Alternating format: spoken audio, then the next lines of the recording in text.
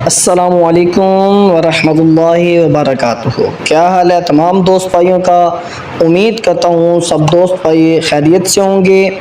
मैं हूँ हाफिज़ अदनान अल रहमान ऑनलाइन एकेडमी की जानिब से एक नई वीडियो के साथ हाजिर हूँ। अगर आपने अभी तक हमारा चैनल सब्सक्राइब नहीं किया तो चैनल को सब्सक्राइब कर लें ताकि रोज़ नई आने वाली वीडियो आप तक पहुँच सके। वीडियो को लाइक कमेंट और शेयर करना ना भूलें। तो चलते हैं हम अपने आज के लेक्चर की तरफ। और दोस्तों आज मैं आपको एडोब फोटोशॉप का इंट्रोडक्शन करवाऊंगा कि किस तरह हम इसको इस्तेमाल कर सकते हैं। तो चलते हैं हम अपने एडोब फोटोशॉप की तरफ। एडोब फोटोशॉप को ओपन करने के लिए हम इस पर डबल क्लिक करके भी ओपन कर सकते हैं और राइट क्लिक करके ओपन के ऊपर क्लिक करके भी ओपन कर सकते हैं। इसको एडोब फोटोशॉप ओपन हो गया है।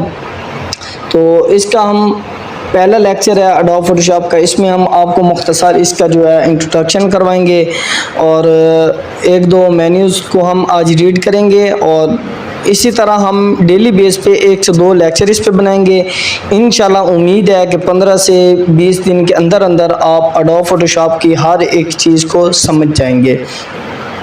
तो सबसे पहले मैं आपको बताता चलूं कि जब भी हम एडोब फोटोशॉप को ओपन करते हैं तो इसमें बाय डिफ़ॉल्ट पेज ओपन नहीं होता। इसमें हम पेज खुद कस्टमाइज ओपन करते हैं। इस तरह अगर आपको समझ नहीं आ रही तो मैं आपको प्रैक्टिकली एक चीज़ दिखाता हूँ। इसको हम मिनिमाइज़ कर लेते हैं और यहाँ से अगर मैं ओपन करूँ माइक्रोसॉफ्ट वर्ड को ओपन कर लेते हैं। तो आपने ये नहीं सोचना कि हम एडोब फोटोशॉप सीखने आए थे और माइक्रोसॉफ्ट वर्ड में चले गए हैं। तो यहाँ पे मैं आपको एक चीज़ दिखाना चाह रहा था।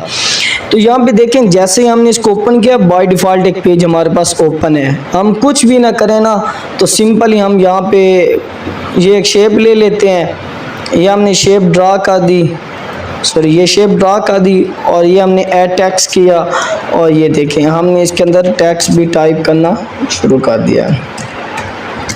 तो बस ये आपको बताने के लिए कर रहा हूँ कि देखें इसमें बाय डिफ़ॉल्ट पेज ओपन होता है। अगर हम MS वर्ड ले लें, एक्सेल ले लें, लेकिन जो ग्राफिक के सॉफ्टवेयर होते हैं उनमें ऐसा कुछ नहीं होता। उनमें बाय डिफ़ॉल्ट पेज ओपन नहीं होता। यहाँ से अगर मैं इसको हटा के आपको दोबारा ले जाऊँ एडोब फोटोशॉप में तो यहाँ पे देखें ऐसा कोई सीन नहीं है। यहाँ पे हम कोई बॉक्स वगैरह ड्रा नहीं कर सकते, कोई हम इधर टेक्स्ट जो है वो नहीं टाइप कर पा रहे। क्योंकि हमारे पास अभी तक पेज ओपन नहीं है। सबसे पहले हमने पेज ओपन करना है और ये हमारे पास जो है ये हमारे पास मेन्यू बार है। ये जो बार है इसको हम मेन्यू बार बोलते हैं। सबसे पहले तो हम इसी चीज़ को देख लेते हैं कि ये क्या है। ये हमारे पास मेन्यू बार है। मेन्यू बार में हमारे पास फाइल है, एडिट है, image, layer, select, filter, view, Windows और हेल्प वगैरह है। इसके अलावा ये नीचे हम देखें, इसके नीचे तो ये हमारे पास प्रॉपर्टीज़ बार है। ये किस चीज़ की प्रॉपर्टी है वो मैं भी आपको बताने चला हूँ। ये हमारे पास टूल बार है। ये हमारे पास मुख्तलिफ टूल्स हैं डिफरेंट टाइप के और इन टूल्स की ये प्रॉपर्टीज़ है। जैसे कि अभी मैंने इस टूल पे क्लिक किया तो ये देखें अलग से एक प्रॉपर्टीज़ ओपन हो गई है। इसी तरह अगर मैं इस टूल पे क्लिक करता हूँ इसकी अलग से प्रॉपर्टीज़ है। टेक्स्ट का टूल में ओपन करता हूँ इसकी अलग से प्रॉपर्टीज़ है। इसी तरह हर टूल्स की अपनी एक प्रॉपर्टीज़ है जो यहाँ पे हम देख सकते हैं। इसी तरह इस चीज़ को भी हम पहले देख लेते हैं, काम बाद में शुरू करेंगे, पहले हम इसको समझ सकते हैं। ये हमारे पास एक ना लेयर्स का बॉक्स खड़ा है इधर हमारे सामने। तो ये मेरे पास बाय डिफ़ॉल्ट ही ओपन है, लेकिन बाज़ औक़ात ऐसा होता है कि हम जब इसको इंस्टॉल करते हैं ना तो हमारे पास ये चीज़ें नहीं होती। मैं इसको भी हटा देता हूँ। अभी देखें यहाँ पे वो लेयर वाला बॉक्स जो है और नेविगेटर वाला वो मैंने हटा दिया है। तो हम इसको किस तरह ला सकते हैं। अगर आप ओपन करें, आप एग्जांपल के तौर पे ले लेते हैं, हमने ये ओपन किया और यहाँ पे कुछ भी नहीं है तो हम इसको किस तरह ला सकते हैं। हमने जाना है विंडो में विंडो में जाने के बाद हम इसको भी हटा देते हैं। अगर आप यहाँ पे देखें तो अभी हम यहाँ पे देखें तो हमारे पास टूल बॉक्स वगैरह कुछ भी नहीं है, बिल्कुल साफ़ पेज है। हमने इन चीज़ों को ख़ुद लाना है, जिस चीज़ की हमें ज़रूरत है। अभी हमें टूल्स बार की ज़रूरत है, हम उसको ले आते हैं। इसी तरह हमें नेविगेटर की ज़रूरत है, उसको हम ले आते हैं। उसके साथ ही हमें कलर की भी चाहिए ज़रूरत है, उसके अलावा हमें स्टाइल वगैरह की भी ज़रूरत है, और स्टाइल के अलावा हमें हिस्ट्री की भी ज़रूरत है कि हम कौन कौन सा काम कर रहे हैं, इसको लाजमी आप ओपन कर लें। उसके अलावा लेयर तो मस्ट है, उसको तो हमने लाना ही लाना है। हम इधर लेयर भी लेके आ जाते हैं। ये सारी चीज़ें अभी आप इतना सीख चुके हो कि हम किस तरह इन सब चीज़ों को ओपन कर सकते हैं, रिमूव कर सकते हैं अपनी ज़रूरत के मुताबिक। अभी हम जो चीज़ मैंने आपको पहले बताई थी कि मेन डिफरेंस जो है इधर MS वर्ड एक्सेल में और एडोब फोटोशॉप में, वो ये है कि इधर बाय डिफ़ॉल्ट पेज ओपन नहीं होता। तो इसमें हमने किस तरह पेज ओपन करना है, दो तरीक़ाकार हैं। हमने फाइल में जाना है, न्यू में जाना है, और न्यू में जाने के बाद यहाँ से हमने पेज को ओपन करना है। पेज को हम ओपन करेंगे तो ये बाय डिफ़ॉल्ट जो है वो 4x6 का पेज लगा हुआ है, जिस पे हम अमूमन फ़ोटो वगैरह निकालते हैं छोटे साइज़ के। इसके अलावा हम इस पे पासपोर्ट साइज़ के जो फ़ोटो होते हैं वो भी इस पे हम 8 निकाल लेते हैं 4x6 के पेज पे, रेजोल्यूशन वगैरह। अभी हमने यहाँ से सबसे पहले क्या करना है कि सबसे पहले हमने अपने पेज का नाम लिखना है। तो हम यहाँ पे नाम अल रहमान ही रख लेते हैं। ये हमने भाई नाम ले लिया है। उसके बाद हमने यहाँ से साइज़ लेना है, हमें जो ज़रूरत है हमने उसके मुताबिक लेना है। अगर देखें आप इसके अंदर पासपोर्ट साइज़ फ़ोटो बनाना चाह रहे हैं तो आपने यकीनन 4x6 या 2x3 इस तरह का पेज लेना है। आपने एक 2 ही फ़ोटो निकालने हैं, आप 2x3 ले लें। आपने ज़्यादा फ़ोटो निकालने हैं 4 या 6 या 8 तो 4x6 का पेपर ले लें। इसी तरह ये हमारे पास मुख्तलिफ़ किस्म के जो हैं वो उन्होंने ख़ुद से ही क्रिएट करके दे हुए हैं हमें साइज़ वगैरह। हम अपनी मर्ज़ी से भी कस्टमाइज़ भी कर सकते हैं इन साइज़ को। यहाँ पे देखें ये वेब बैनर के लिए हमारे पास आ गया है। इसी तरह ये सारे उन्होंने साइज़ दे रखे हैं। ये A4 साइज़ है हमारे पास, A4 साइज़ भी हम ले सकते हैं। यहाँ पे मैं 4x6 ही लूँगा आपको समझाने के लिए। ये हम पेज को इंचज़ में भी ले सकते हैं, पिक्सल में भी ले सकते हैं, सेंटीमीटर में भी ले सकते हैं, मिलीमीटर में भी ले सकते हैं। जिसमें हमें जो काम करना है हम उसके मुताबिक ले सकते हैं। हमें कोई लोगो वगैरह डिज़ाइन करना है हम पिक्सल में ले लेते हैं, सेंटीमीटर में ले लेंगे। तो ये हमारे पास अभी मैंने इंचज़ में लिया है। ये रेजोल्यूशन आपने 300 ही रहने देनी है। इसके अलावा ये मोड है, मोड में हमें RGB कलर मिल जाता है, बिट मैप मिल जाता है, ग्रे सेल मिल जाता है, और सयाम मजेंटा कलर मिल जाता है, लैब कलर मिल जाता है। तो जो हम ज़्यादातर यूज़ करते हैं ना, ज़्यादातर क्या समझो जो भी हम यूज़ करते हैं वो RGB कलर ही यूज़ करते हैं, बाकी बहुत कम हम इस्तेमाल करते हैं। और अगर मैं आपको यहाँ पे जो ये सयाम मजेंटा कलर और RGB कलर है, इसमें मेन डिफरेंस ये है कि हमारे पास RGB कलर में ना गोल्डन कलर भी आ जाता है, जबकि इसमें सयाम और इस कलर में जो है ना हमारे पास गोल्डन कलर नहीं आता। हमने कोई ज्वेलरी वगैरह डिज़ाइन करनी है तो हमने RGB कलर ही लेना है। इसके अलावा ये लास्ट में हमारे पास कंटेंट्स आ गया है। इसमें हमारे पास वाइट है, बैकग्राउंड कलर है और ट्रांसपेरेंट है। पहले हम वाइट पे क्लिक करके इसको ओपन करते हैं, तीनों को ओपन करेंगे अलग अलग ताकि आपको ठीक तरीके से समझ आए। यहाँ पे हमने ओके किया, यहाँ पे हमारे पास एक पेज आ चुका है। अब हमने इस पेज पे काम करना है। अब हम इस पे बॉक्स वगैरह ड्रा कर सकते हैं, हम इस पे टेक्स्ट कर सकते हैं। अब हमारे पास जो है ना वो मर्जी, नीचे आपने देख लिया ए मैंने टाइप किया तो ए यहाँ पे लिख के आ गया।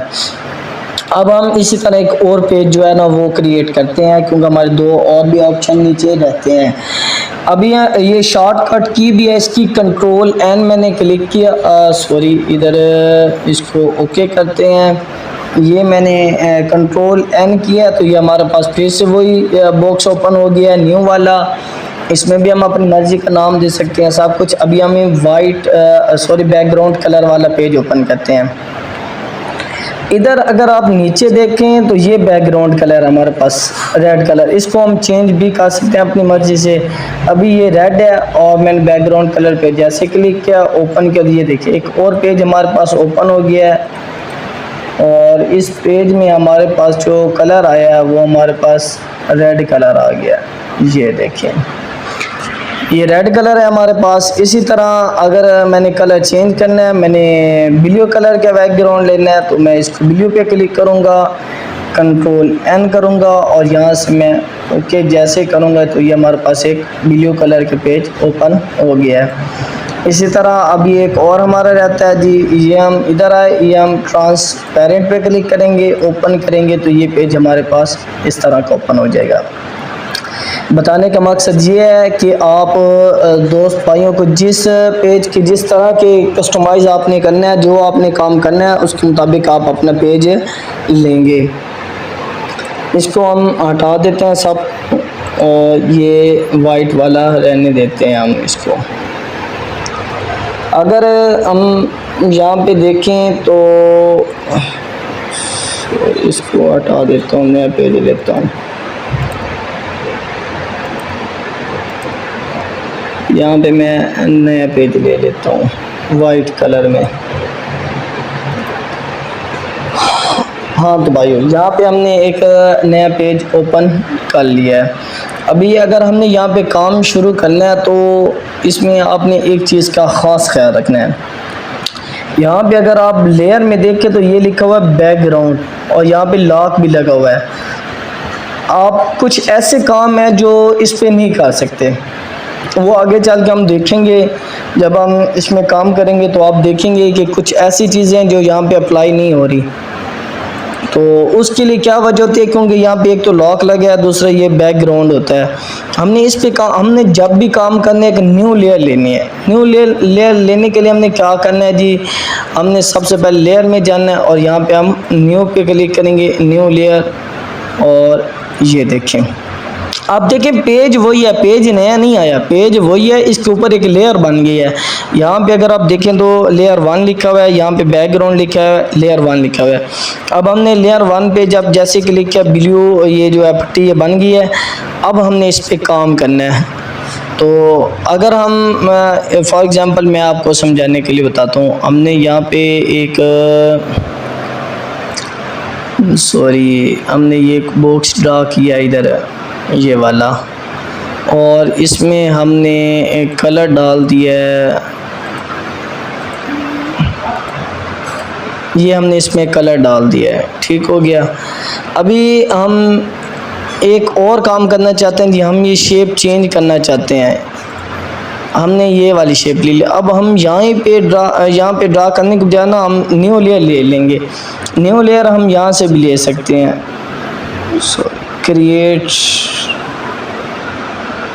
क्रिएट अ न्यू लेयर, इस पे हम जैसे क्लिक करेंगे ये देखो एक और लेयर बन गया। ये लेयर 1 है, हमने लेयर 2 पे क्लिक करना है और यहाँ पे एक वो आप मर्जी का न्यू बॉक्स ड्रा करके इसके अंदर मैं कलर कर लेता हूँ।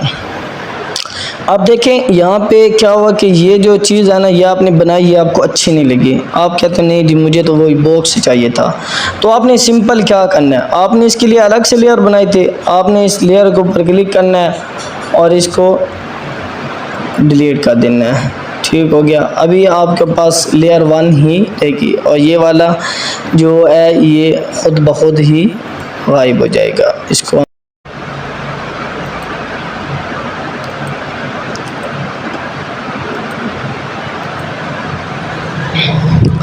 तो इसी तरह हमने क्या करना है जी, हमने इस तरह करना है कि जी ये हमारे पास अभी फ़ाइल है, फ़ाइल को ओपन करते हैं तो यहाँ पे हमारे पास न्यू है। न्यू का मैंने आपको सिखा दिया कि किस तरह हमने पेज न्यू लेना है। यहाँ हमारे पास ओपन है, अभी एक फ़ाइल बनी हुई हमारे पास पड़ी, हमने उसी को ओपन करना है। तो हम इसको ओपन करेंगे और ओपन करने के बाद ये जो हमारे पास फाइल्स बनी पड़ी है हम इसमें से किसी को ओपन कर लेते हैं। ये मेरे पास है, ये देखें ये मैंने इसको ओपन कर लिया है।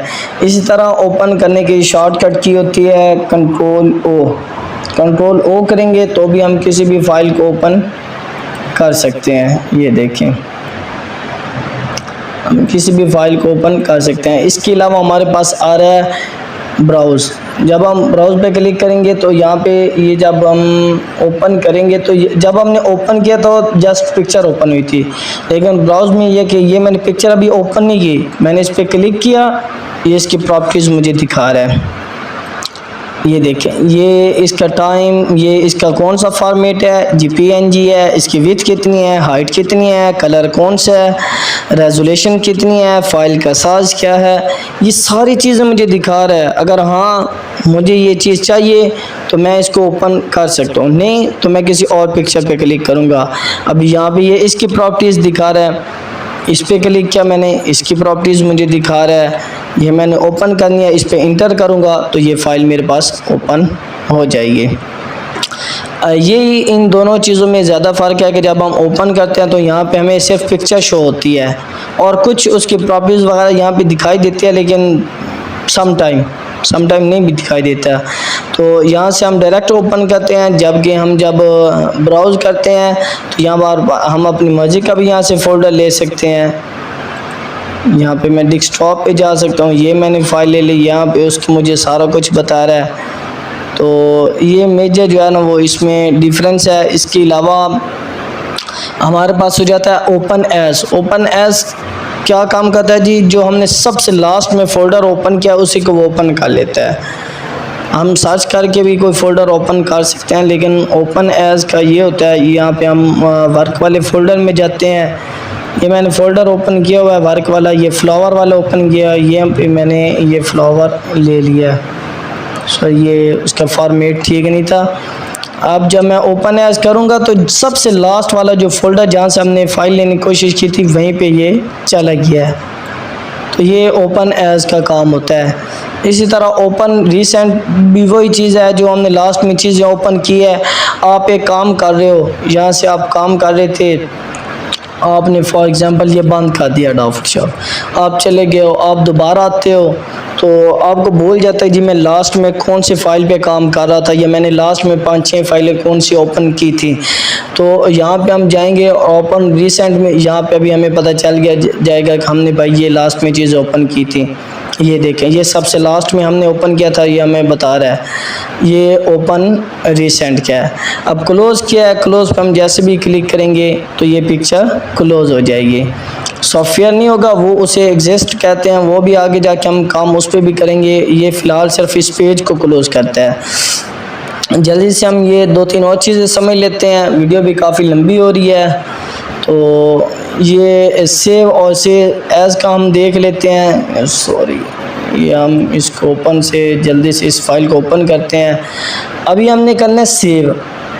तो जैसे हम कंट्रोल एस, सॉरी इस पे जब हमने काम ही कोई नहीं किया तो हमने इसे कंट्रोल एस का सेव क्या करना है, हम सेव एज़ को देख लेते हैं। सॉरी इस पे हमें नहीं समझ लगेगा, हमें न्यू पेज लेना पड़ेगा, उस पर जाकर हम समझने की कोशिश करते हैं कि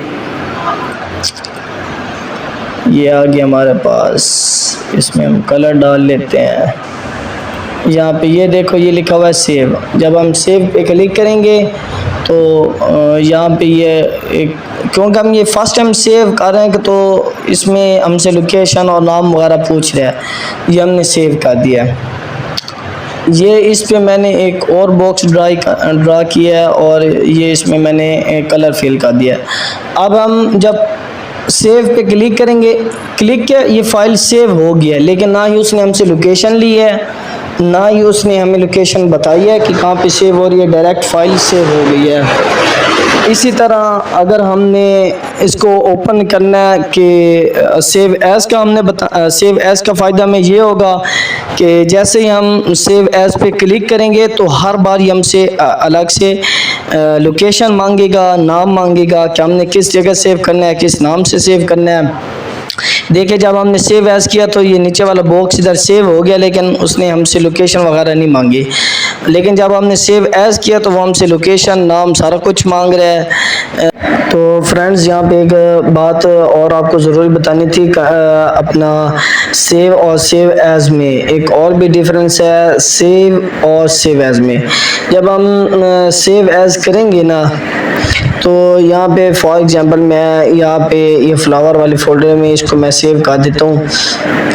ये इसका सिर्फ हम नाम नहीं चेंज कर सकते, लोकेशन, नाम, और इसके साथ साथ एक और चीज़ ऐड करनी थी कि हम इसकी जो प्रॉपर्टीज़ है वो भी चेंज कर सकते हैं। मतलब ये अगर PSD में हमने इसको सेव कर दिया है, ये हमने इसको सेव कर दिया, ये हमने क्लोज़ किया है। अगर इसको हम अगेन जाते हैं यहाँ पे, ये देखें यहाँ पे हमने सेव किया था उसे, मेरे ख्याल में ये फाइल हमने बनाई है।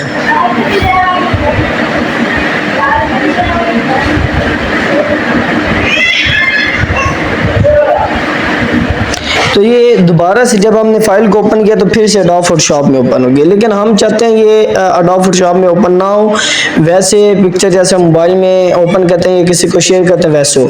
तो उसके लिए हमने क्या करना है, Ctrl+S, सेव नहीं करना, हमने सेव एज पे फिर से जाना है और यहाँ पे जाके हमने इसको PNG सिलेक्ट कर लेना है। इसमें हम JPG वगैरह भी सिलेक्ट कर सकते हैं, ये जो चीज़ है JPG, इसको भी हम सिलेक्ट कर सकते हैं और हम इसको PNG फाइल में भी कर सकते हैं। अगर PNG फाइल में करके हम इसको सेव करते हैं और अब हम इसको क्लोज करते हैं, जो ये देखें ये वो फाइल है जो ओपन करेंगे तो एडोब फोटोशॉप में ओपन होगी, लेकिन ये वही फाइल है, इसको ओपन करेंगे तो ये देखें ये एक PNG फाइल बन गई है। इस तरह हम ये अब किसी को भी सेंड कर सकते हैं, व्हाट्सएप वगैरह, या किसी को भी सेंड करना चाहे तो कॉपी पेस्ट करके वो अपने मोबाइल वगैरह में इसको ओपन कर सकते हैं। तो ये भी एक मेन डिफरेंस था सेव और सेव एज में।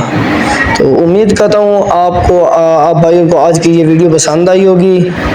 इंशाल्लाह कल फिर मिलेंगे एक नए लेक्चर के साथ, एक नई वीडियो के साथ, कुछ नई इंफॉर्मेशन के साथ। जज़ाकल्लाह।